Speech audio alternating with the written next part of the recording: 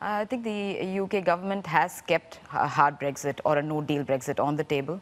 I think right now it's still being used as a negotiating tactic. I think if you see the market price action, except the CDS, you don't really see much of an impact. So the expectations are that they would either reach a negotiation or a deadline will be extended.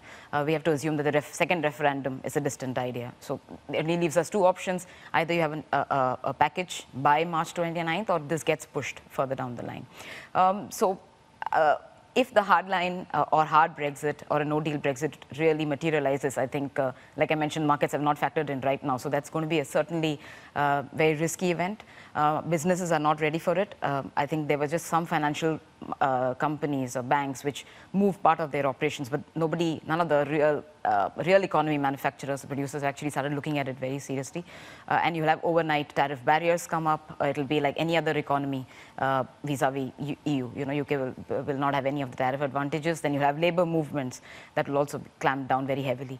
At this point, if I look at the trade relations, UK is more dependent on the EU. But some of the FDI that comes into Eurozone goes eventually into UK as well. So it is a symbiotic relationship. And I think to that extent, the EU will also be more concessionary than they were probably about 2016, 2017, because there are more homegrown problems now. So I don't think there's going to be a very hard stance, but certainly the UK government on its part is keeping it as a negotiating tactic on the table. Yeah. And since the Eurozone debt crisis, the mantra consistently has been a lot of these peripheral nations especially, as well as the more developed Eurozone countries, have to get their fiscal balances in order. They need to crack on with structural reforms. Where are we on that progress report? So interestingly, some of the debt to GDP ratios, for instance, has been moderating since 2013, 2012.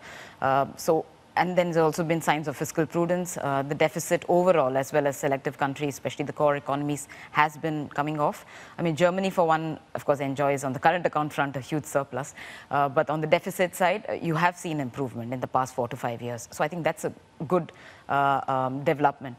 But again, the changing political landscape could put a stall to much of this development. I think France and Italy probably is a case in point where the EU, broader EU, as well as the Italian government were sparring over what should be the actual budget deficit. Especially if populist politics means populist economic policy. Yeah, so if you could have deficit reduction plans, but if the political landscape changes, then this whole process could come to a stall. And I think then you draw back also to a bigger picture where this discussion about not only having a common monetary policy, but having a fiscal union as well as a banking union again kickstarts. So I don't think the authorities should actually wait for another crisis to talk about that. I think that should be another thing that firmly on the agenda, which makes sure that long-term stabilization in the Eurozone continues.